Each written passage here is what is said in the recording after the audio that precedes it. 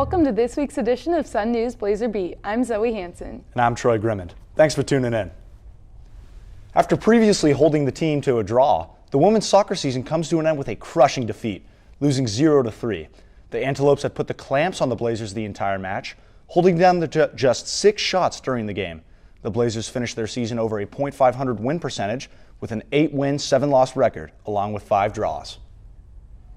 The men's soccer team was defeated by the largest point deficit of the season against Seattle University, 7-1. This isn't the last you'll hear of the men's soccer team, as they still claimed a spot in the WAC tournament out of 6 total teams. The Blazers will face off against San Jose State University in the first game of the tournament on Sunday at 4 p.m. in Las Vegas. The Utah Tech Blaze dance team is ready to bring home the national title. I interviewed the Blaze to hear more about their expectations for this year's national competition.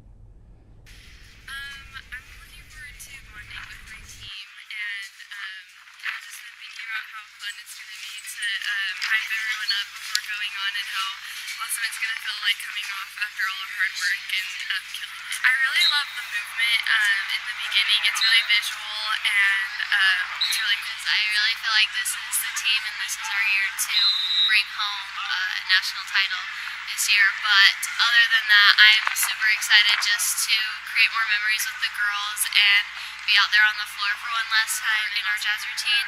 We always do a pretty good turn section that's very impressive, and then also the rubber band and our hip-hop routine.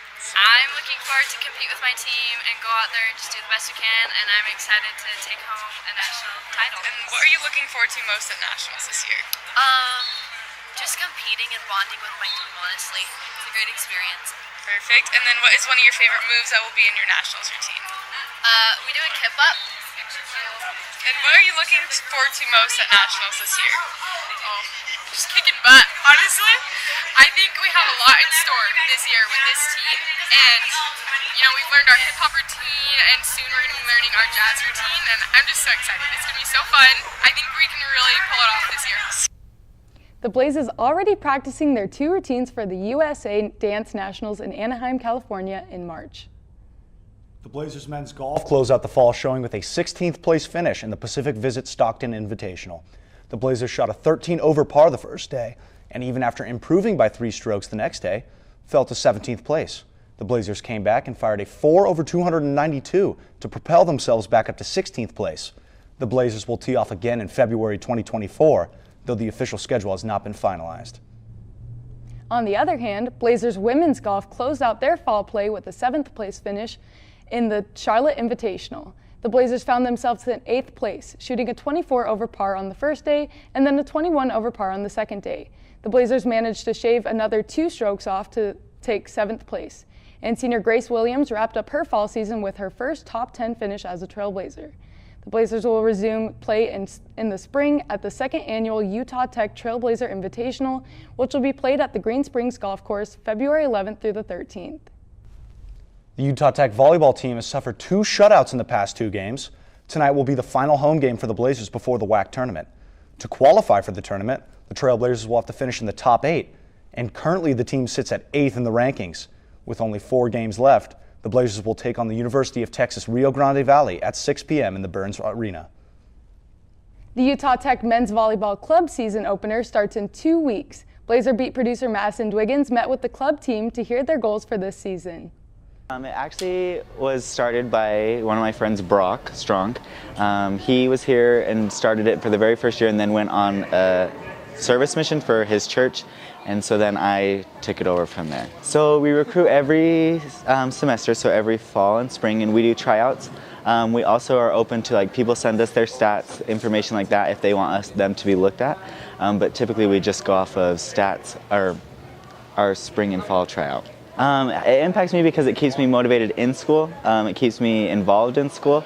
I'm a very social person, and I feel like my freshman year we didn't have it, and so I felt like I was just kind of here for school, not anything else. And so this kind of brought me back into the social side of school and being more involved with the school. So our goals this year are, so in our conference we didn't place, we placed last year but not super high. Our goals this year are to place in the top 5.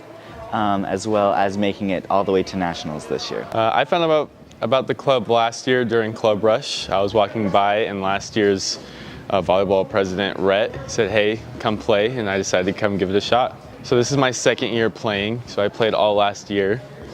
A lot of changes have been made. It's been a lot of fun. It allows me to be a student athlete without having to give the time and dedication of being a D1 student athlete. It gives me an outlet, it gives me something to do, and it gives me something to work towards. I used to play volleyball in Spain for 1 year, and I just wanted to continue. So on the club rush, I just stopped by the Sun, and they were like, oh yeah, we have a volleyball club, you should come try it. So I just came and then stayed for the whole year. It just helps me do something else that is not studying. So it just helps me avoid any other problem that I could have. I found out just through Club Rush. Me and a friend kind of just saw it at the table. I've always played volleyball, so we just saw the club and said, why not join? It makes, a huge difference, I think. Just the university's kind of motto of active lifestyle, active learning. I think it really applies here. It just makes it nice, gets you some friends. Everyone here is just great buddies. So Zoe, about the men's volleyball team, what I really took away from that is that he said they pull stats from players who come in, and the new players have no pressure coming in because they have multiple teams. What are your thoughts on that? Well, another thing that I find fun is that they are out every year at Club Rush, and they invite people to just come play with them, and then they also take that as well. So I think they take a lot into consideration when they're picking for these teams. Well, it's super sick because those two teams, there's probably beginners and then more advanced people who send their stats in, and then, of course, the other people who walk past Club Rush table and they're like, this seems like a really cool club to join. Yeah, it's a fun way to stay involved for sure. After the break, I'll be back with a play-by-play from the football game against Eastern Kentucky University.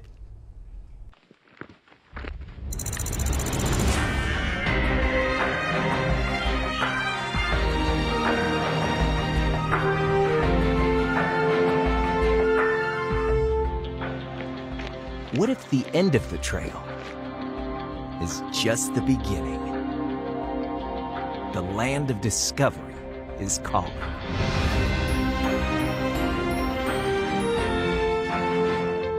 Rise to it. Hey world, I have a quick message. It's about safe driving. All right, let's go.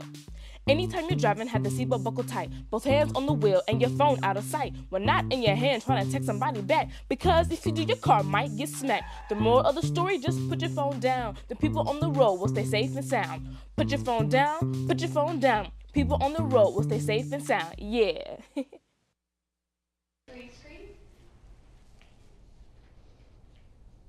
A little fun fact about me before we step into this. Nothing warms my heart more than watching a running back's soul get absolutely snatched by a linebacker.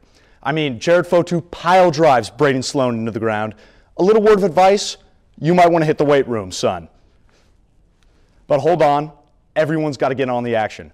Max Christensen III introducing himself to Parker McKinney with an elite defensive shed move. I didn't know a big man could move like that personally, but I'm surprised every day even more. On the offensive side, it was the Keith Davis show all day, all night. Look at this head top catch to start things off, and it doesn't end there. Keith Davis, absolute barn burner down the field, all alone, nothing but green grass and blue skies ahead of him. And of course, he's got to rack up a little bit of a touchdown after this. Perfectly thrown ball by Kobe Tracy to Keith Davis, right in his chest. And then they do the same thing. Kobe Tracy bullets it right at Ricky Johnson's legs. Johnson makes a phenomenal catch at the knees.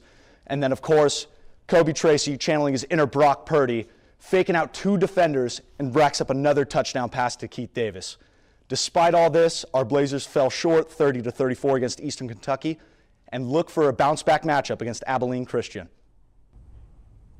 Keith Davis, junior wide receiver for the Trailblazers, made season highs at the homecoming game against Eastern Kentucky, but explains how the job is not done.